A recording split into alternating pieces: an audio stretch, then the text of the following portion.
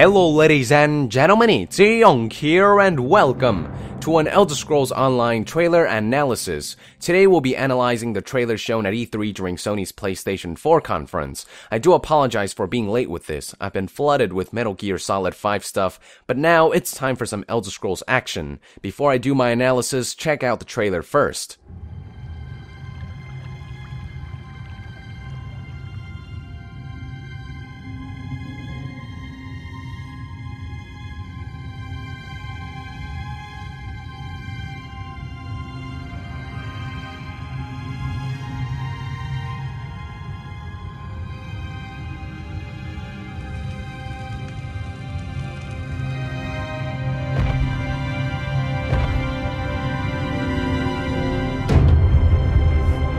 A new dawn is upon us.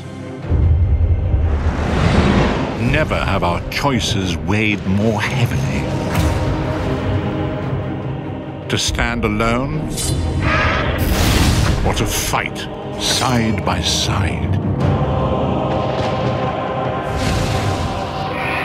Against the encroaching forces of oblivion.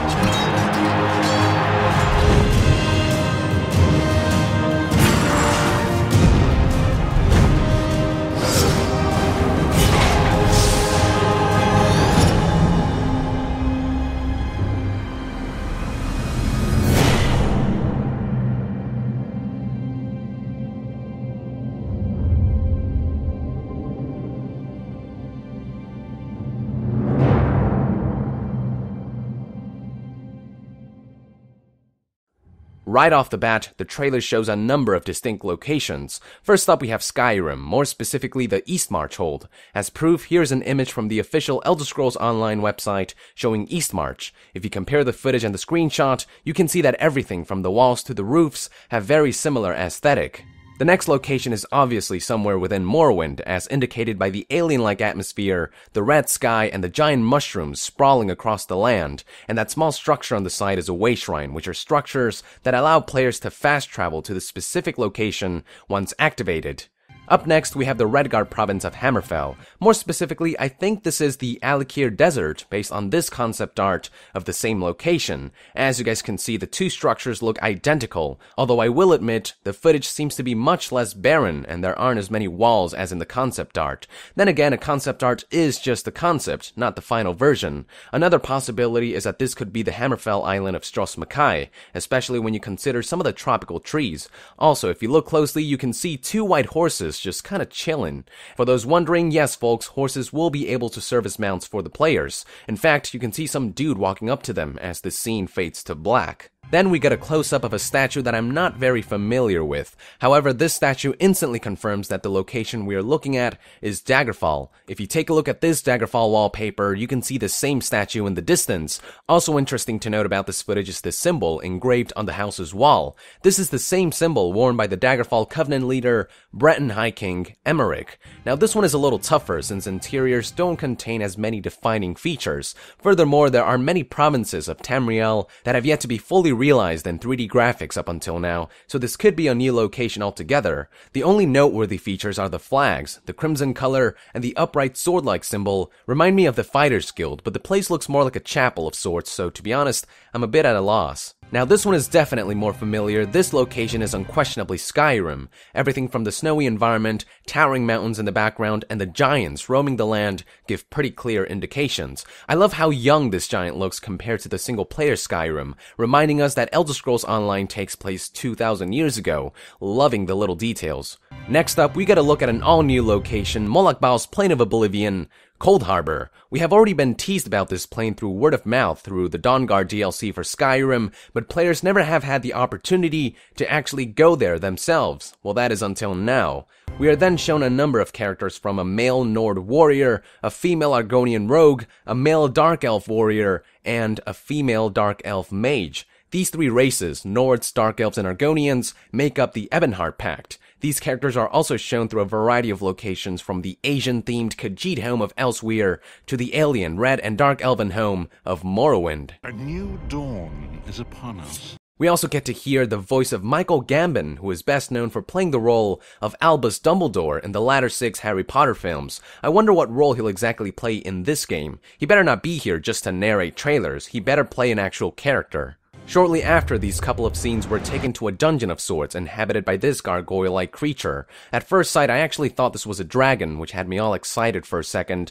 Don't expect to see many dragons in the Elder Scrolls Online, if at all, since during the Second Era, the time during which the Elder Scrolls Online takes place, most of them are dead or missing. As for this scene's location, it's impossible to know 100%, but if I had to guess, I would say this is a dungeon in High Rock, since that is where gargoyles are found in the Elder Scrolls 2 Daggerfall, but it's just a guess. Up next, we get a look at dark anchors from Cold Harbor, machines Molag Bal is using to try to lead Nirn to its destruction by fusing Nirn with Oblivion or something crazy like that. These will be guarded by powerful Daedra Guardians, which players must defeat to release Nirn from the anchor's grasp. If you've played the MMO Rift and have encountered the random rifts that appear mid-game, then you already have an idea of how these things will work. Also, keep this particular shot in mind since this trailer revisits it later on.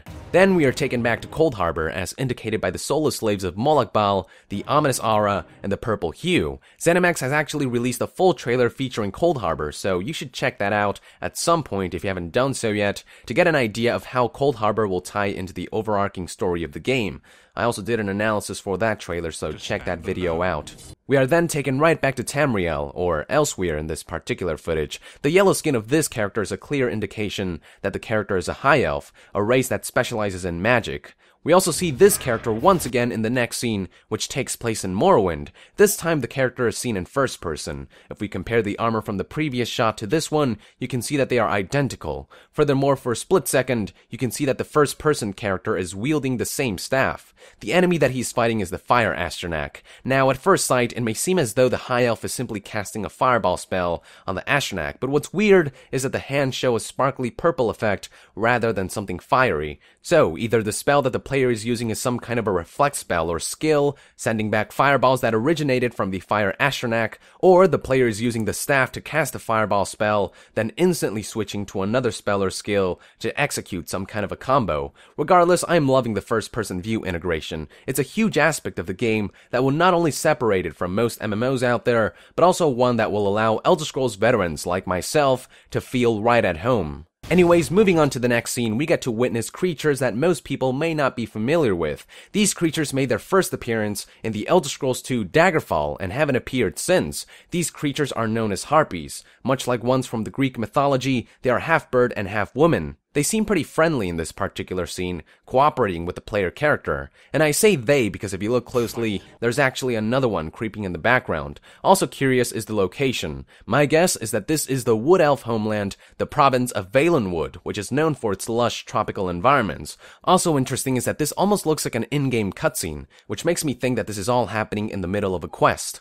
We are still in Valenwood for this next scene, but this time we get to witness edifices and town structure. I love the verticality of this town, very unique. We also get to witness the player character drawing dual daggers in first-person view mode. In front of the rogue character are two other characters representing the two other archetypes, warrior and mage. Pretty good party combination. The same party combo can also be witnessed in the following scene, which takes place in Skyrim. Once again, we are shown each of the three races that encompass the Ebonheart Pact. In the background, there's some kind of a tower, which looks architecturally similar to what we saw in the very first scene, showing off Eastmarch from Skyrim.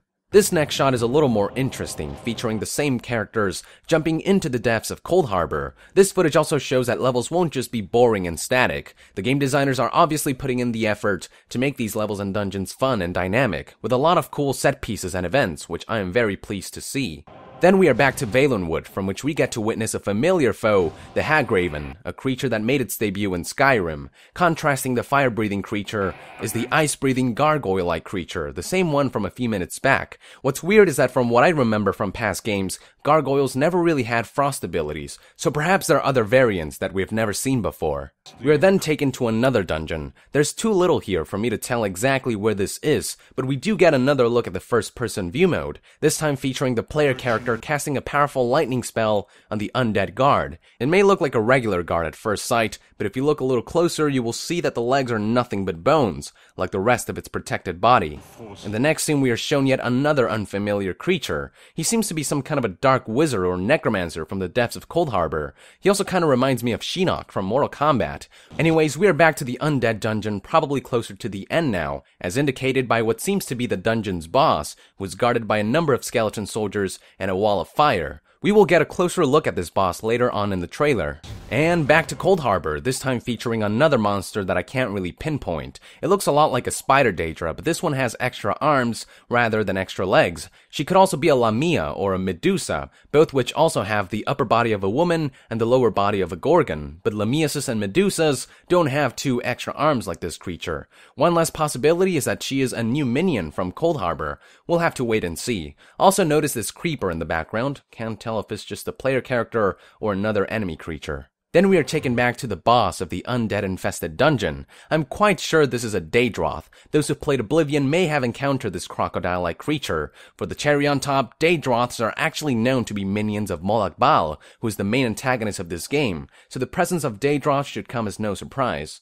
Okay, for this next scene, remember when I told you to keep that one particular shot in mind? Well, here's the continuation. Craziest thing about this scene is all the dead horses lying around the floor. There's also another one of those gargoyle-like creatures flying around the anchor, likely serving as its guardian, which is indication that these new gargoyle variants are minions from Cold Harbor itself. We are then taken to a location that's hard to make out since there aren't many defining features. It's not Morrowind, that's for sure. I'm also curious about that pillar with the gargoyle statue. Is it a shrine, or perhaps some kind of a landmark indicating that there's a dungeon nearby? One thing it can't be is good news. We are then taken back to the same dark anchor scene once again. This time we get a much closer look at its guardian. I mentioned before that the creature seems to have some kind of a frost breath, but after taking a look at this scene, I've come to the realization that perhaps the creature is breathing some kind of a blue fire, similar to what we've seen in Cold Harbor, which could be indication that these gargoyles aren't any old regular gargoyles, but rather new, never seen before minions commanded by Molag Bal himself, summoned from his plane of oblivion.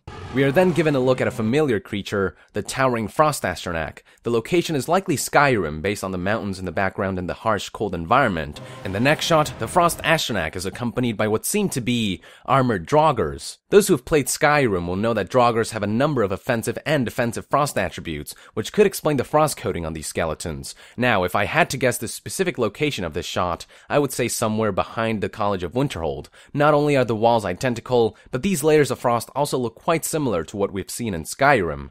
Contrasting this frosty scene is the Daedroth. These creatures are also known to breathe fire, which is further indication that I am on the right track. Now, this one is outside of the dungeon, so it's likely a different scene altogether. In fact, the purple hue and the structure in the background seem to indicate that there's a dark anchor nearby, so perhaps this Daedroth is actually acting as this anchor's guardian. So thus far, it seems as though 2 creatures have been confirmed as Daedra Guardians by this trailer, the new gargoyles and Daedroths. We are then taken back to Cold Harbor to witness a monster that could easily come straight out of Resident Evil 6. These have been confirmed to be Flash Astronachs, which have made appearances in Daggerfall and Shivering Isles. Behind the creature is that same Shinnok lookalike from before, casting the same dark, fiery magic. And holy shit, I've gotta say, that is one hell of a sexy axe.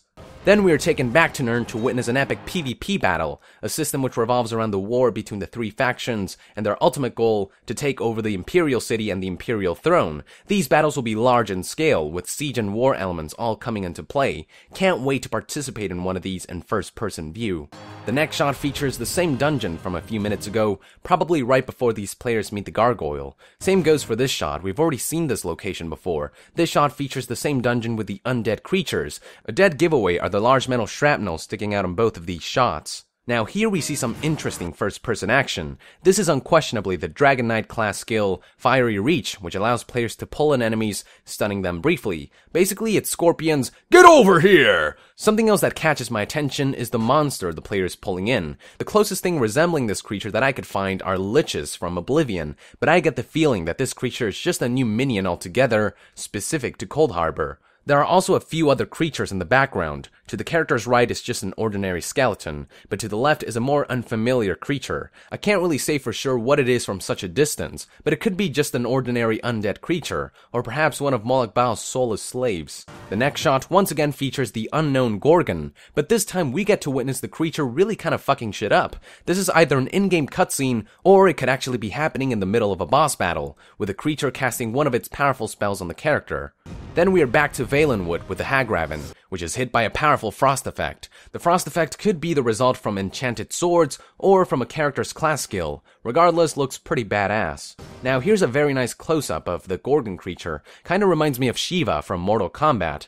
So Shinnok, Scorpion, Shiva, I mean damn, for all we know, Moloch Bao is Shao Kahn. We are then taken right outside of a Dwemer dungeon of sorts. Elder Scrolls veterans will recognize this particular monster as the infamous Dwemer Sphere, and this time the player character seems to be emitting some kind of a fire effect, which again could be caused by enchanted weapons or by a class skill. And last but not least, for the final shot, we get to witness the player character performing some kind of an offensive spell that kills the frozen undead. At first sight, it may look as though the player's casting some kind of a freezing spell, but if you look closely, the creature's coated in frost from the start.